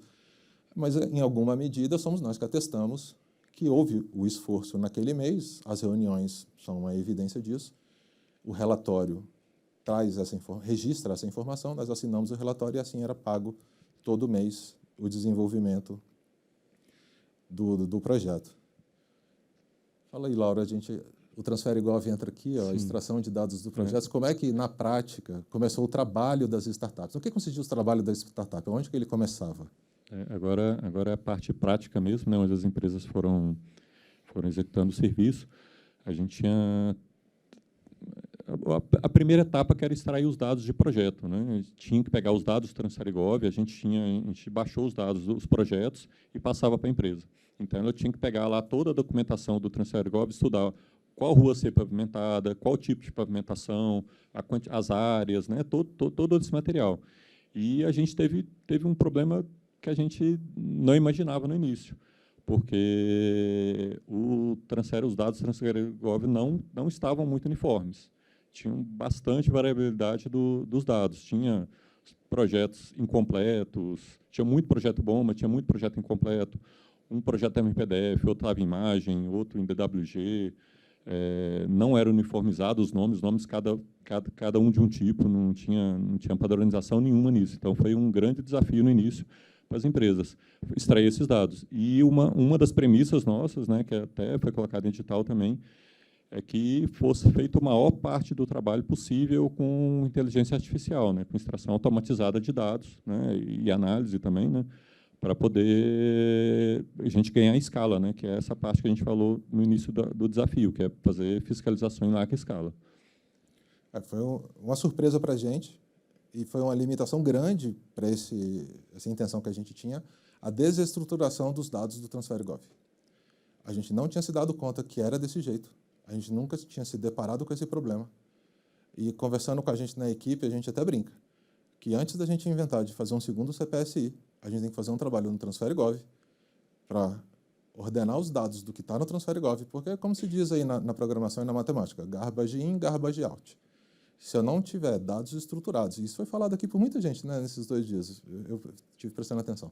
Se você não tiver qualidade de dados, não adianta. A gente despendeu um esforço gigante criando modelos de IA para tratar essa documentação das obras que poderia, em primeiro lugar, estar organizada no TransfereGov.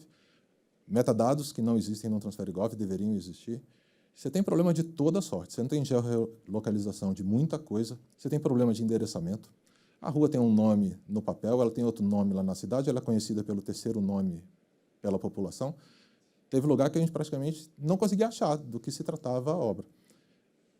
E a gente entende que, então, isso deve ser tratado antes de uma iniciativa como a que a gente teve. A gente gastou muita energia por causa da desestruturação dos dados do TransfereGov. O TransfereGov é a nossa fonte principal de dados, né, para esse tipo de trabalho.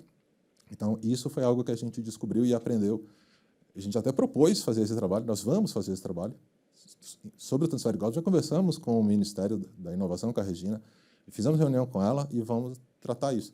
Então, você vê, até uma externalidade foi ruim para dentro do projeto, mas uma externalidade positiva pensando num contexto mais amplo, porque nos alertou dessa situação para a qual a gente não estava prestando atenção antes de ter entrado nessa iniciativa. Você falou do processamento avançado com IA, a gente insistiu muito com as 3 startups, e as 3 startups estavam dispostas a seguir nesse caminho de que houvesse a maior automação possível, e automação com o uso de modelos LLM de inteligência artificial. Então, a gente baixa essa documentação toda e roda um algoritmo que analisa toda essa documentação. E aí você tem dificuldade de toda sorte. Você tem georreferenciamento, por exemplo. Por vezes ele não existe. Quando ele existe, ele pode estar em mais de um sistema de coordenada. A gente teve que criar algoritmo que converte sistema de coordenada, porque, por exemplo, uma das startups usou soluções do Google. Então, usou o Google Maps. E a gente precisa, então, converter tudo para a coordenada do Google Maps, para plotar no mapa a obra que a gente está vendo e tudo. Isso foi algo que deu o tom de todo o desenvolvimento. A IA não está só aqui, a IA está depois também. A geração do relatório, onde vem a informação do que foi visto, esse confronto da realidade com o projetado e tudo, também é tudo automatizado. Não é tudo. Nós gostaríamos que fosse tudo, mas não é tudo. A gente sempre teve muito claro que nós não queríamos uma terceirização de mão de obra. Nós não queríamos um exército de gente sentada no computador num país longínquo. O pessoal citava sempre o nome desse país, né? Mas não precisa agora. Fazendo o trabalho, fingindo que é automação. Não, isso não é automação. A gente queria máquina fazendo e a gente queria modelos matemáticos, modelos de inteligência artificial fazendo. E isso a gente insistiu muito com as startups ao longo do tempo todo. Eu acho que essa fase foi a que teve maior sucesso de extração dos dados da parte de inteligência artificial. A gente vai ver depois o restante, mas foi o maior sucesso deles, eu acho que foi nessa parte de extração de dados. Aí, feita essa extração de dados, processado tudo, chegando numa organização de dados que a gente esperava, a gente já parte aqui para cada rota, fazendo o levantamento lá no local, da situação local.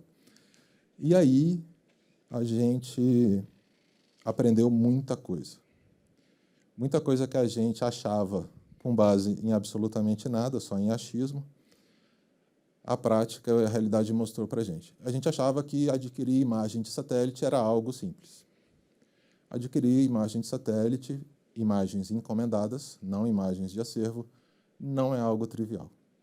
Teve imagem que a gente aguardou por 1 mês e a gente não conseguiu a imagem, porque todas as vezes que o satélite passou, havia cobertura demais de nuvens.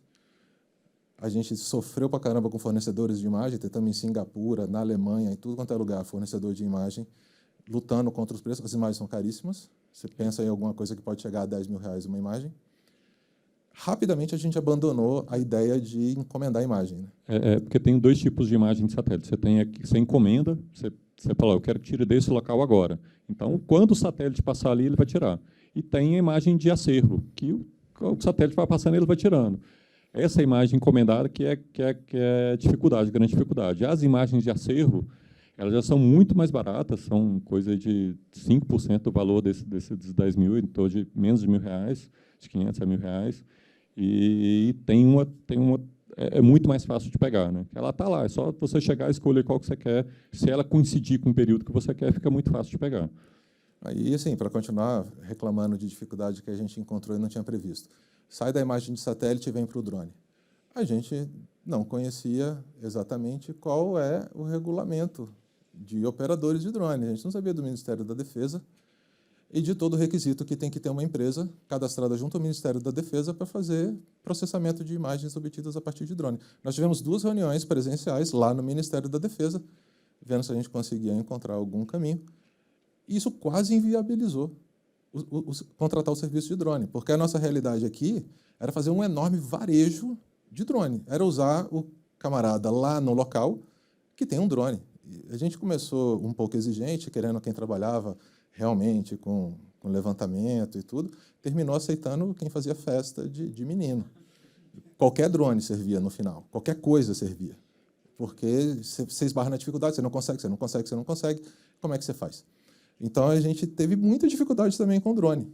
Para além da dificuldade no satélite, você foi pessoalmente lá no Ministério da Defesa? Sim, foram reuniões importantes para a gente poder definir a rota. Mas o drone, diferentemente do satélite, no satélite a gente tem uma precisão as melhores de 30 centímetros por pixel, e o drone você já consegue 1 centímetro por pixel, alguns até menos, né? E tem uma diferença de qualidade muito grande. E o drone também te dá uma questão macro igual ao satélite, né? Você consegue pegar a área toda. Então, é um recurso muito, muito interessante. Só que também a gente esbarrou na questão do preço. Não é uma solução tão simples, tão barata assim, que a gente achou que ia ser mais simples, né? Principalmente por conta da dificuldade das empresas terem que estar cadastradas no Ministério da Defesa, né? São poucas empresas hoje cadastradas, poucas relativamente, né, comparado ao Brasil todo, mas isso criou uma certa dificuldade. Aí a gente tem as fotos tiradas por cidadãos, e a gente enfrentou todo tipo de dificuldade. Primeiro, fazer com que o cidadão fosse lá. E uma vez que a gente conseguiu o cidadão para ir lá, apareceu toda sorte de dificuldade também. Por exemplo, tinha lugares que a gente teve relato do cidadão que ele se sentia inseguro, ele não se sentia seguro para tirar uma foto naquele local. E você vai fazendo ajustes que você nunca imaginou fazer. A gente desenvolveu um aplicativo. Esse aplicativo a pessoa usava para tirar foto e filmar a obra. E a lógica do aplicativo é que fosse feito o upload da imagem ali, na hora, em tempo real.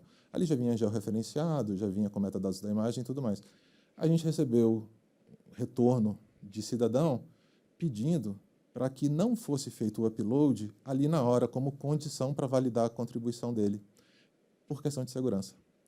Eu falava, meu celular não é bom, a minha conexão não é boa, eu não me sinto seguro nesse lugar, eu até vou lá e tiro alguma foto e filmo, mas eu queria subir isso para vocês depois, que demora algum tempo, fora daquele lugar. A gente mudou a lógica do aplicativo para permitir que isso fosse possível. Então, você tem que ter muito entendimento, você tem que estar muito aberto para se solidarizar com essas dificuldades que você não supôs que existiriam antes de você começar esse tipo de trabalho. Aí a foto e o vídeo do cidadão são ótimos, a resolução é ótima, a gente criou manual, como fazer, como não fazer. Muitos de nós aqui devem ter feito seguro de carro recentemente e percebeu que não vai mais ninguém lá tirar foto do seu carro, é você mesmo que tira. Vem um aplicativo, vem uma fotozinha de exemplo, use esse ângulo, vá para lá, vá para cá, mostra isso, mostra aquilo, mostra o painel, mostra a placa. A gente fez algo parecido para orientar o cidadão aí na obra. Mostra a placa da obra, tira uma foto com esse ângulo, desse jeito, daquele jeito. A gente tentou seguir essa lógica, então é bem orientado. E para aqueles que se dispuseram a ir lá, o resultado é bom. A gente vai mostrar alguns resultados que a gente teve aqui. Mas a gente esbarrou em muita dificuldade para conseguir a adesão da população nessa iniciativa. Não foi fácil. Eu acho que um problema do cidadão porque eram obras espalhadas pelo Brasil todo. Os testes que a gente fez, tinha uma cidadezinha, um distrito de uma cidade do interior, lá de uma cidade do Nordeste, né? Então, diferentemente do que a empresa que está prestando esse serviço já fazia antes ela fazia um serviço, engajava uma população de uma cidade só, pegava uma cidade e engajava. Então, era relativamente mais fácil de fazer. Esse espalhado pelo Brasil todo, eu acho que foi a grande dificuldade de conseguir pessoas. E você aprende coisas que, de novo, você não podia supor. A gente testando e-mail, testando carta com AR, sem AR, rede social, notificação no celular, aplicativo. Por exemplo, uma curiosidade, mas eu achei isso bem interessante quando isso apareceu.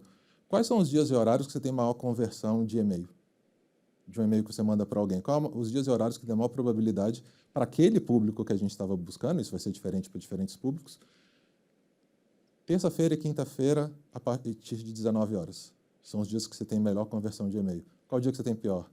Domingo o dia inteiro, segunda-feira de manhã. Você se depara com esse tipo de coisa. Você começa a ter que pensar que dia que você vai disparar a campanha de comunicação baseado em métricas de conversão que você vai descobrindo para aquele seu público, para o que você está tratando. Então, feito isso, as 3 rotas se esforçando para produzir essas informações, eles faziam a comparação dos dados de projeto, que já tinha rodado uma IA a partir da documentação baixada do TransfereGov, agora para confrontar com essas imagens. A gente, mais dificuldade aí. As IAs são muito boas com textos, mas a gente teve bastante dificuldade com imagem. Fábio me perguntou ontem, vocês testaram Iolo, vocês testaram algum desses algoritmos que identificam elementos em imagem? Testamos. Esses algoritmos são muito bons para aquilo que eles já foram treinados. Eles são muito bons para identificar capacete. Qualquer imagem que tenha trabalhador usando um capacete, ele diz que é um trabalhador. Eles foram treinados para identificar capacete. Eles são muito bons para identificar em máquinas. Tratores, caminhões, são ótimos. Traça lá o retângulozinho, o quadradinho ao redor de cada coisa dessa, diz onde está na foto, é maravilhoso. Mas, por exemplo, não foram treinados para distinguir entre diferentes tipos de pavimentação. Então, ele não sabe a diferença de paralelepípedo, concreto ou asfalto.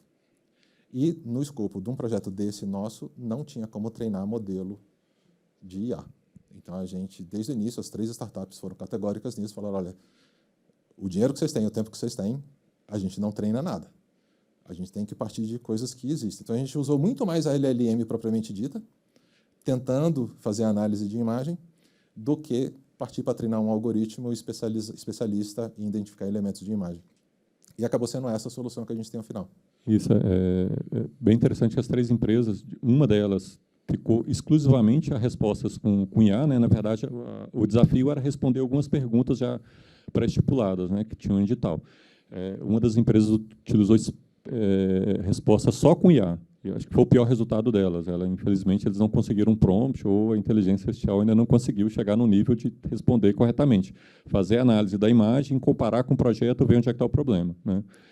Uma das empresas foi praticamente manual, ficou o engenheiro respondendo, e uma outra ficou meio termo, né? Que eu acho que onde foi a melhor solução aí que foi a empresa que conseguiu a melhor solução. Nessa que usou só IA para responder, a gente usou também um algoritmo que traz o grau de confiança da resposta da própria IA, e você tinha qualquer coisa entre 0% e 90%. A depender da imagem, a depender de qual fosse o que estava sendo visto ali na imagem. Esse negócio de treinamento, e isso é lógico que eu só aprendi ao longo desse caminho, é muito importante a distância e o ângulo que você tira a foto para treinar o algoritmo para identificar alguma coisa. Então, esses carros autônomos, por exemplo, eles querem identificar onde está o meio-fio, para não bater meio-fio, e identificar outros carros, mas ele tem algumas condições de contorno que estão bem colocadas. As ruas têm mais ou menos a mesma largura, a pintura é mais ou menos parecida ali na cidade e tudo. Agora, a foto tirada, por exemplo, por um cidadão, você já tem uma variabilidade muito maior. Ele deu mais um, ele deu menos um, ele tirou de mais perto, ele tirou de mais longe, tirou de um ângulo, de outro ângulo. Então, é muito difícil treinar um algoritmo assim. A gente fez 2 rodadas de testes reais, isso está previsto na legislação, e a gente fez e achou que foi muito importante. Essa foi a hora do vamos ver, que foi para valer. Se tivesse uma terceira, seria melhor ainda, né? Se tivesse tempo, uma terceira. Se tivesse uma quarta, seria bom também, uma quinta, uma sexta. Mas a gente fez 2, a gente fez uma em maio. As 3 empresas receberam a mesma amostra de 20 obras para fazer em 30 dias. Umas foram melhores do que as outras, tudo bem, Você já consegue saber qual foi melhor, qual foi pior a partir do que eu falei. A de crowdsourcing foi a que menos conseguiu entregar nesse primeiro teste. 2 meses depois, a gente faz um teste agora com 40 obras em 15 dias. A gente dobra o número de obras e reduz a metade o prazo. A gente escolheu as obras com carinho. Tem obra em reserva indígena no Acre, no Amapá. Tem obra pelo Brasil inteiro. A ideia era essa. A ideia era estressar a solução e ver o que conseguia fazer. A empresa que combina as 3 rotas conseguiu fazer todas. A empresa só de drone fez quase todas. Mas o crowdsourcing teve muita dificuldade de fazer. Das 40, entregou 4 ou 5. 4 ou 5. É. Cara, e assim, tinha cidades que eram de médio porte. Foi muito heterogênea a amostra, de propósito. Tinha capital, tinha cidade de médio porte, tinha cidade isolada, tinha de tudo. A ideia foi essa. E a empresa que combinou as 3 rotas conseguiu fazer o teste completo. Essa empresa, só para vocês terem ideia, essas empresas que ficam cada uma num lugar do Brasil também. Essa das 3 rotas é do Ceará, a de drone é do Paraná e a de crowdsourcing é de São Paulo. Então, a partir dessas bases, eles se mobilizaram pelo Brasil inteiro para conseguir fazer esses testes reais. Mas o resultado foi esse. Aqui a gente tem alguns exemplos. Fala aí, Laura, dos exemplos. Essa é uma parte bem interessante aqui, os resultados, né? A gente consegue ver aqui algumas imagens. Essas aqui são todas essas 3 aqui são de drone. Você consegue ver ali, dá quase para ler a placa do carro, né? Aqui está indicado, cada setinha dessa é uma foto que o drone tira, né? E ali uma foto geral, uma marcação onde ele consegue tirar as áreas que foram pavimentadas, né? Esse aqui, a gente pegou esse exemplo aqui porque no Transferigov a gente consegue ver o que foi medido. E essa região aqui, ela estava medida, mas não estava executada. Então, já é a obra estava em execução ainda, né? Mas então a gente viu aí uma irregularidade já. E essa outra obra aqui seria interessante. Ver se você consegue passar o vídeo aí. Só falar ali daquela foto superior à esquerda, que vocês estão vendo ali que já está traçado algumas ruas. Aquilo ali é uma API do Google Maps, feito de forma automatizada, a partir das informações extraídas da documentação. A IA já te plota aquilo no Google Maps. Quais são as ruas que deveriam ser pavimentadas? Aqui é um vídeo de um motoqueiro. As pessoas adoram fazer vídeo embarcado. Eu nunca poderia supor isso. Eu achava que alguém ia fazer vídeo a pé. Ninguém faz vídeo a pé. Ou é dentro de um carro, ou é numa moto.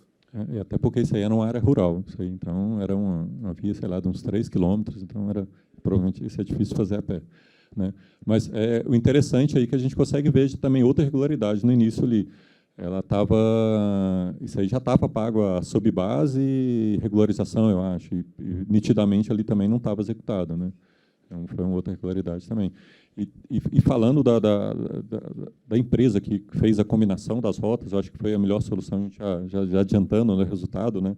Ela conseguiu, a princípio, ali ser só satélite, né? A imagem, a rota principal, mas a gente viu que durante a execução dos testes, ela viu que combinando 2 rotas, pelo menos, a gente tinha uma solução muito eficiente, que era a que deu mais eficiência foi satélite, aquele satélite que eu falei que era já de arquivo, né? E combinado com crowdsourcing. Então, eles conseguiam pegar o macro com a imagem de satélite, não tem muito detalhe, mas com crowdsourcing você consegue pegar detalhes bem específicos, né? A gente teve a gente, infelizmente, não dá para colocar todas as fotos, né? Mas tinha uma lá nítido. A gente pegou uma obra com 6 meses que tinha terminado, tinha já vários locais afundados e um local tinha um buraco mesmo, um buraco. Aí, pela foto do crowdsourcing que você pega, estava bem pertinho. A especificação era um CBUQ de 5 centímetros, uma camada de asfalto de 5 centímetros. Pela foto você via que devia ter uns 2 no máximo. E a base era de brita graduada. E se olhando pela foto, dá para ver que era terra, não colocaram brita nenhuma lá, né? Então, a gente consegue pegar muita coisa importante nessas fotos, né?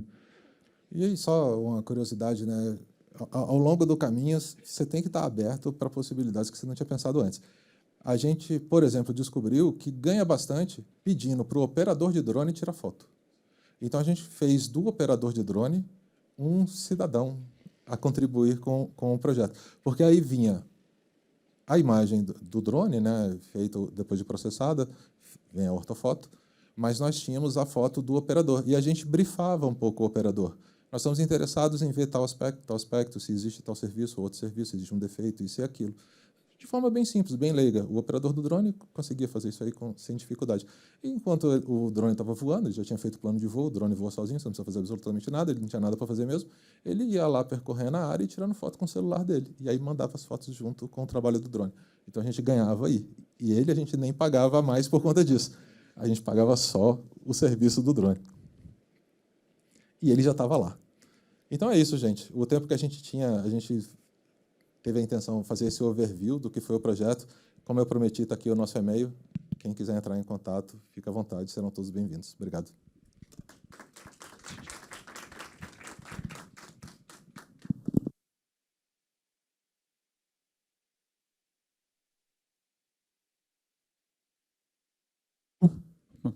Passar aqui para as perguntas. Bom, pessoal, parabéns aí pelo trabalho. Foi bastante informativo, assim, foi a primeira vez que eu vi um detalhamento assim de uma CPSI acontecendo de verdade, né? Então foi bem importante aí para mim. E eu fiquei com uma dúvida em relação à questão do crowdsourcing, que vocês falaram que teve essa modificação dos valores, né? Vocês começaram com acho que R$20 e chegou até R$100. Uma dúvida que eu fiquei foi pensando assim no contrato e no negócio em si das empresas, né? Quem estabelece, por exemplo, esse custo é o TCU que vai autorizando isso, e é o TCU que paga essas variações, ou simplesmente... A minha dúvida assim, o quanto vocês pagam? É X por sprint? Porque, por exemplo, às vezes para a empresa pode chegar um ponto que ela vai falar, não quero pagar mais. Não vou querer pagar mais do que R$100. Na proposta inicial dela já tinha esses valores. Ela já colocava lá um teto de limite que ela pagaria para o cidadão. Então, e a gente remunerava, a empresa ressarcia o custo dela mediante a comprovação de pagamento daquele cidadão. Então, se eventualmente ela, sei lá, nas reuniões fosse decidido que ela pagaria R$1.000, o TCU teria que pagar mais do que estava previsto. Não, tinha um limite na proposta dela. Quando ela fez a proposta para o CPSI, tinha um limite dela lá. Ela falou, para fazer o cidadão, para todos, tá? Para o drone tinha um limite, para a imagem de satélite tinha um limite. Então, se ela gastasse mais do que estava naquele limite, a gente só pagava aquele limite que estava na proposta dela. Ainda assim, ela teria a liberdade de usar dinheiro próprio, se ela quisesse. Possivelmente. Olha, boa pergunta. Se ela nos questionasse a esse respeito, eu acho que isso aí ia ferir a isonomia entre a concorrência das três, se uma quisesse botar dinheiro próprio. Estou te respondendo ao vivo, sem ter pensado nisso antes. Mas eu tenderia a não concordar, porque a gente prezou o tempo todo por igualdade de condições com as três. O que é um desafio em si, porque você faz uma reunião por dia com 3 empresas que competem entre si para chegar no mesmo objetivo. Como você não leva, até sem querer, informação do negócio de uma para outra, você não dá uma sugestão que condiciona a ação de uma para outra, e às vezes você foi inspirado naquela sugestão por uma decisão de um dos concorrentes. Então, é algo difícil, tem que estar muito atento com isso no dia a dia. Mas tinham esses limites. Agora, se você olhar... Eu não quero parecer chato falar para olhar lá o nosso hot site, mas aqui no hot site tem o termo de referência e tem o edital. Tem 2 formas de remuneração. A gente remunera algumas parcelas fixas, a gente remunera algumas coisas por reembolso. Mas tudo isso era pactuado a priori. Que mês que vai ser, a gente mudou coisa no cronograma, tinha pagamento de computador para processamento, a gente achou que a empresa não estava madura o bastante para receber aquele pagamento, não era naquela hora, a gente repactua com a empresa e joga 2 meses para frente. Esse tipo é muito dinâmico, e tem que ser dinâmico, porque não é um salto no escuro, mas é quase. Então, a coisa vai se desenrolando à medida que acontece. Mas tinha um limite do valor. Não podia ser R$1.000, porque R$1.000 era acima do limite que estava pactuado. Isso, eu acho que eu não deixaria usar o dinheiro dela mesma. É isso. Obrigado. Eu vou só complementar a pergunta dele no seguinte sentido. A lei das startups... salvo engano, fixa um valor até, né? Tem lá os seus limites na própria lei, né? Então, é uma coisa muito diferente de qualquer contratação. E, por ser muito diferente, e até pelo mundo das startups, que a gente ouve falar tanto, é tudo muito risco. Ou dá tudo certo ou dá tudo errado, né? As startups, tem centenas de startups que ou são muito ricas ou vão para a falência mesmo. Então, a questão que eu ia perguntar é o seguinte: você acha, no caso aí, o verbo é achar mesmo, essas startups ganharam algum dinheiro nesse projeto ou perderam dinheiro e, eventualmente, estão numa posição muito difícil? Porque, no fundo, para elas, é um negócio, né, sinalagmático e que tem que gerar um lucro, né? Só que ela também não tem certeza disso porque é, de fato, um ramo muito difícil. Você acha que ela teve sucesso financeiro ou teve prejuízo financeiro? Vamos lá, não vou me furtar a responder, não. Mas eu fico no achar. Ninguém sabe o salário do vizinho, né? Eu também não conheço a estrutura de custo das startups, embora tenha convivido com elas 10 meses. Ninguém abre essas informações para sua contraparte. Mas depois de um relacionamento de 10 meses, você tem indícios que te permitem ter alguma opinião. Eu acho que uma estratégia comum das startups é entrar nisso para ter seu custo coberto. Nessa etapa de desenvolvimento do CPSI. A expectativa é ganhar depois. E não é ganhar, vai ganhar na contratação. Aí ganha. A que nós escolhemos vai ser contratada, ela vai prestar um serviço. Aí ela ganha.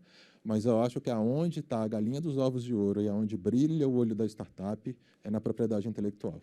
E aí, na nossa regra, a propriedade intelectual é da startup. Então, ela pode pegar o que ela desenvolveu para mim, e isso vale para as 3, até para as 2 que eu não vou contratar. Elas trabalharam 10 meses com TCU pagando. Elas desenvolveram alguma coisa, ainda que eu não tenha escolhido agora, para mim. Mas alguma coisa foi feita. E isso que foi feito, 10 meses de desenvolvimento, elas podem partir disso, ajustar isso em alguma medida e vender para quem elas quiserem. A propriedade intelectual do que foi desenvolvido, nós temos licença de uso perpétuo. Nós, TCU e governo, nós podemos usar isso, nós recebemos o código, a gente pode manipular ele à vontade, pode desenvolver por conta própria, o tanto que quiser. Mas nós não podemos comercializar. O direito de comercialização é da startup. E é aí que ela vai ganhar dinheiro. A gente brincou sobre isso ao longo do desenvolvimento. Algumas funcionalidades, a gente brincava com eles. Falava, isso aí, se você oferecer para qualquer prefeito do Brasil, ele compra de você. Levantamento cadastral, algumas coisas de análise de imagem e tudo. Mas eu acho que com a gente, no desenvolvimento, eles empataram. Eu acho que eles nem têm capacidade financeira para tomar prejuízo. São pequenos. Eu acho que eles não têm lastro para entrar numa jornada dessa para tomar prejuízo. E eles não tentam o lucro para não diminuir a competitividade deles e a chance de eles serem escolhidos para o desenvolvimento. Eu acho que eles entram com a melhor proposta possível. Esse é o meu sentimento, é isso que eu acho. Eu acho que até a ideia da lei, na verdade, é deixar tudo do 0 a 0. É tentar remunerar nós, só ressarcir os custos da empresa, né? E eu acho que isso até, pelo que eu lembro do Luiz falando, eu não estudei muito a lei, ele estudou muito mais do que eu, mas eu acho que tinha uma coisa nesse sentido, de só remunerar ela aquilo que ela gastar, só ressarcir mesmo os custos dela. Pessoal, eu vou abrir só para mais uma pergunta, que a gente está atrasado para retornar lá para o encerramento. Então, vamos ser breves aí na pergunta. E aí, depois, se vocês têm o site, têm os contatos dos colegas. Tranquilo. Parabéns pelo trabalho, inicialmente. Pelo que eu estou entendendo, o próximo passo agora é a contratação, né? Mas a contratação vai se restringir para fiscalizar só esse tipo de obra que vocês fizeram todo esse trabalho, ou isso pode ser, né, levado para outros tipos de empreendimentos que o tribunal fiscaliza? Cara, você combinou com alguém daqui do tribunal essa pergunta. O tribunal inteiro quer meter a mão no nosso negócio. Todo mundo quer um pedaço do nosso contrato de fornecimento. A gente esteve atento ao longo de todo o desenvolvimento. A gente escolheu obra de pavimentação urbana. Por que a gente escolheu obra de pavimentação urbana? Eu falei que tinha muita contratação, atas de registro de preço, etc. e tal. Mas a gente tinha um olho para a rota tecnológica. A gente tinha na cabeça satélite e drone. Então, a obra de pavimentação urbana, ela é aberta para a atmosfera. Obra de pavimentação. Então, a tipologia era interessante para as rotas tecnológicas que a gente vislumbrou. E se viesse a participação cidadã, a obra sendo urbana, estava ok. adiantava ser a obra rodoviária, o meio da Transamazônica, não tem como fazer isso. Então, o objeto estava bem adequado. Isso não foi um insight do dia para a noite. Essa coisa foi sendo construída ao longo de muito tempo. Então, a gente chegou nessa tipologia. Só que a gente esteve atento ao longo de todo o desenvolvimento se aquilo podia ser usado para outra tipologia. A gente flertou com essa possibilidade com as próprias startups. Ah, é obra do FNDE, é obra de creche, é obra de escola, é obra daquilo, é obra disso. Será que dá, será que não dá? Para onde que a gente pode expandir? Estão querendo agora até emenda PIX, né? Ah, esse contrato de vocês aí vai ser bom, vamos usar para fiscalizar a emenda PIX. Eu falei, tem que combinar com a startup, porque a gente passou 10 meses falando com o pessoal que a gente vai fazer obra de pavimentação. A nossa plataforma está feita para isso, a lógica de trabalho foi feita para isso, mas tem gente querendo fazer isso aí que você me perguntou. É possível, cara, é do interesse. A gente não queria, e aí aqui a gente, eu e o Lauro, nós dois somos engenheiros civis, eu não falei no início, é por isso que a gente cuidou da construção desse prédio, e nós estamos hoje na área de auditoria de infraestrutura do tribunal. Mas a gente tinha uma preocupação de não construir uma solução e chegar no fim no contrato de fornecimento que só servisse à nossa área. A gente entendia que a gente estava numa missão que deveria servir ao TCU, o quanto mais possível. E quanto mais tipologias de obras, ou mesmo não obra, porque se eu trabalho com o crowdsourcing, eu posso perguntar se o médico está no posto de saúde, se o professor está na escola, se tal coisa está acontecendo. Isso não é obra, mas isso é política pública. Eu posso pedir ao cidadão para fazer qualquer tipo, basicamente qualquer tipo de verificação. Está difícil é pegar o cidadão para fazer alguma verificação para a gente. Mas se eu pego ele, eu tenho possibilidades 1000 aí. Então, a gente sempre esteve atento a isso. Tá?